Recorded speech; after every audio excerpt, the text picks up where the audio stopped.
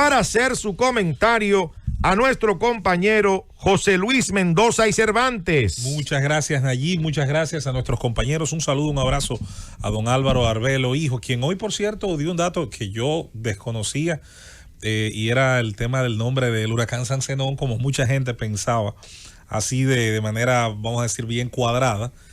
Huracán en esa época igual a nombre del santoral, por aquello de los nombres que generalmente se colocaba. Y don Álvaro hizo una explicación muy, muy interesante. ¿Tú recuerdas el almanaque de Bristol? El almanaque de Bristol, claro que sí. Tú sabes las personas que en este país Segismundo le pusieron el nombre por el almanaque de Bristol. Sí, Pancracio. Sí. Hay unos cuantos que no lo agradecen. No, definitivamente. Pero es parte de la cultura, y la cultura como expresión de la vida de los pueblos, de sus costumbres, de todo lo que les atañe, pues siempre es bastante interesante. Es una fecha muy interesante por muchas razones, porque el 3 de septiembre coincide en episodios históricos. Don Álvaro muchas veces ha abarcado los temas de Segunda Guerra Mundial. Es un día como hoy, por cierto, Nayib, que lo hablamos hace unos días, que le responden las potencias aliadas, Inglaterra y Francia, declaran la guerra a la Alemania nazi tras la invasión de Polonia. Es la respuesta que, digamos, el mundo esperaba en esos momentos. Y también un día como hoy, 3 de septiembre, se firma el Acuerdo de París, con el que terminó la Guerra de Independencia de los Estados Unidos. Ese acuerdo es el que culmina en 1783 el conflicto entre las antiguas 13 colonias, ya en lo adelante Estados Unidos. Desde 1776 se proclamarían independientes, pero tendrían que luchar por los siguientes 7 años hasta lograr el reconocimiento del Imperio Británico, hoy Reino Unido y Comunidad Británica de Naciones. Entonces, pasando a nuestro tema, hoy es viernes, uno intenta, no siempre se puede, que con la llegada de este día, antesala del fin de semana, los temas se aligeren. Pero eso no siempre es fácil, porque tenemos un deber, y es tratar de abarcar aquellos aspectos que preocupan a nuestra nación. Y quería hoy, de hecho, de alguna manera hacer un enfoque, por lo menos algo, digamos, distinto al que comúnmente hacemos de algunos temas económicos y relacionados a la seguridad y a los fenómenos que se están dando en nuestro país y en el mundo, diríamos, en estos tiempos. Y es la sociedad post-pandemia o la sociedad del COVID. En el entendido, y nos costó bastante tiempo entenderlo, más del que yo mismo me imaginaba, de que la pandemia no iba a desaparecer por arte de magia, de que las vacunas son parte de una respuesta que también toma tiempo y que va a ir perfeccionándose a medida que distintas ramas de la ciencia puedan ir encontrando mejores fórmulas y estas vayan dando la respuesta adecuada. Iremos o hemos ido caminando hacia un mundo que ha tenido que ir aceptando la presencia de esta situación, de esta realidad biológica, y en una frase que a mucha gente le horrorizaba cuando la usamos por primera vez justo en estos micrófonos, pero que quizás se ha ido socializando mejor en los últimos meses: aprender a vivir con esta situación. Y aprender a vivir con esta situación pasa por nuevas reglas, nuevas costumbres desde la propia higiene personal. Si algo bueno tiene lo malo, es que suele a veces traer hábitos sanos. Señores, la gente se está lavando las manos más que nunca. Las enfermedades infectocontagiosas que siempre generaban como primera línea de batalla la asepsia, el lavado de manos, los propios médicos y infectólogos dicen que están en algunos de sus puntos más bajos. Y qué bueno, porque así como admirábamos en sociedades del sudeste asiático, por ejemplo, su uso de la mascarilla por el smog, por la contaminación permanente, por el hecho de que fue la región del mundo más tocada por virus gripales, como recordarán el SARS y algunos de los propios coronavirus, que de hecho algunos conocimos el término justo cuando hace unos lustros, unos años atrás, aparecían distintos procesos, gripe aviar, entre otras, en el sudeste asiático.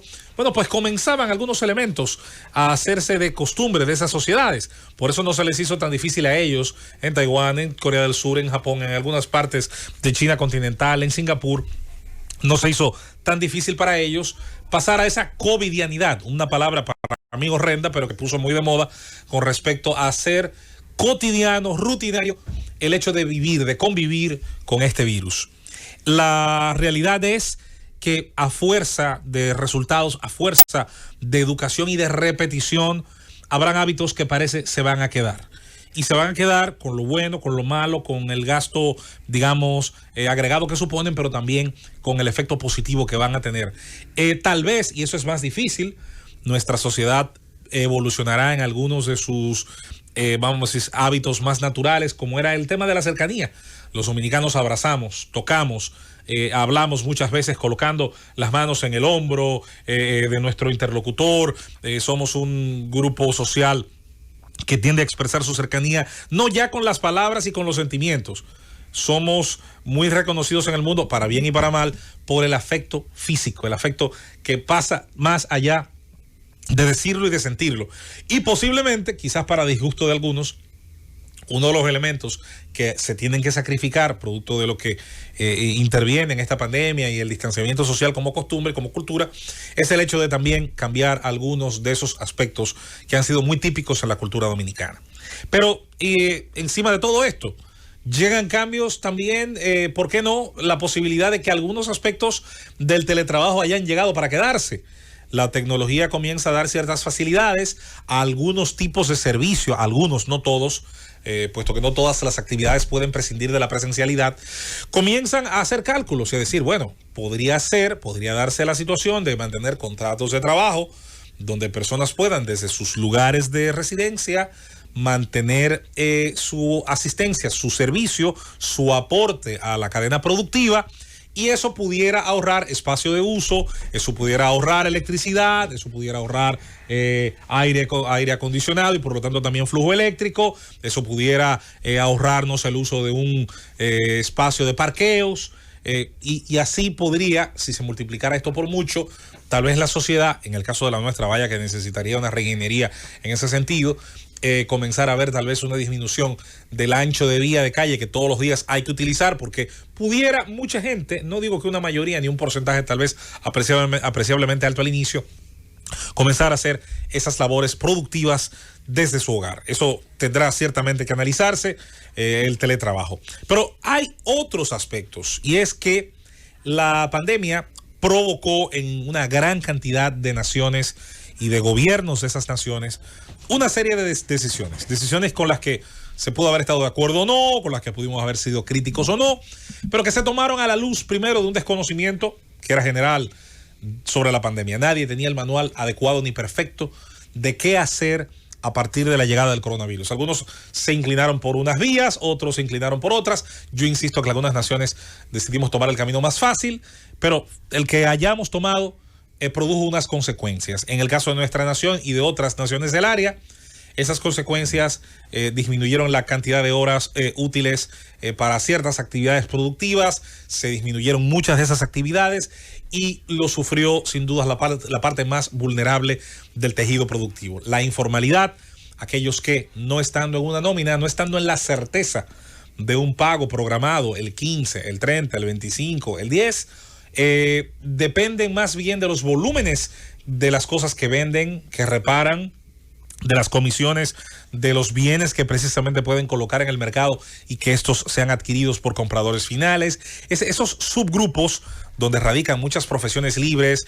muchos oficios que practican personas que no necesariamente son la mano de obra más calificada, padecieron, languidecieron. Se vieron, de hecho, en algunos momentos desaparecer de las calles tarantines, puntos de venta, un gran ejército de trabajadores, sobre todo de la nocturnidad, de la comida rápida. Nosotros veníamos justo hasta el inicio de la pandemia desarrollando, por ejemplo, una gran oferta culinaria en la forma de los famosos food trucks, que no son más que los camiones o los trailers reconvertidos a cocinas y a restaurantes móviles, y donde se venía dando, por ejemplo, por citar solo un caso, una importante transformación, sobre todo en la oferta nocturna. Pero veníamos produciendo para cuando está finalizando el año 2019 y está iniciando el año 2020, la ciudad de Santo Domingo, por poner un ejemplo, el ejemplo quizás más palpable que tenemos, estaba evolucionando hasta una ciudad de 24 horas. Un ejemplo de ello era la transformación y expansión de los horarios de supermercados, de gimnasios, entre otros servicios que ya hace muchísimo tiempo habían abandonado la famosa modalidad del 8 a 5, sino que comenzaban a trabajar en horarios donde quienes sí están condenados al 8 a 5, donde quienes sí están obligados a trabajar en los horarios, entonces podían tener esas horas, podían dedicar esos tiempos luego a pagar servicios, a hacer ejercicios, a visitar médicos, entre otros servicios que comenzaban a transformarse y a adecuarse a una sociedad de 24 horas. La pandemia llega en uno de esos puntos álgidos de esa transformación.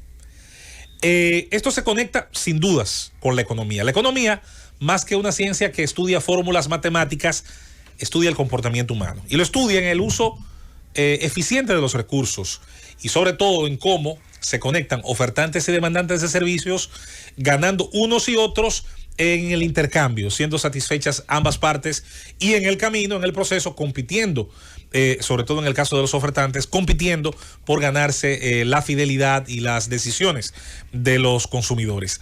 Anuncia Héctor Valdés Alviso el crecimiento de la economía. Sé que a mucha gente le ha impactado el número, a cualquiera, porque un 13.1 no es una cifra que se oye todos los días. Ahora, es bueno, y eso lo explicarán muy bien los profesionales del campo económico, hay un alto porcentaje de ese número que es directamente recuperación, que es levantarse, que es salir del abismo, volver del hoyo, del hueco que significó la disminución de una enorme cantidad de actividades productivas.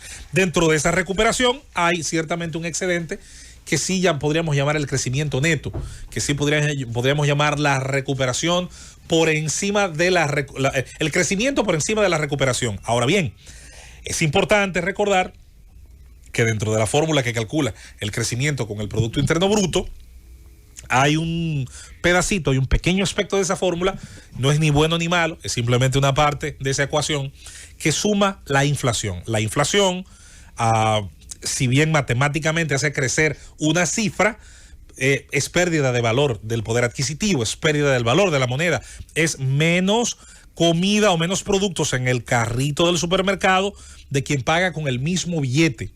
En ese sentido, si bien es un número, insisto, que puede estudiarse, adecuarse, no deja de ser positivo.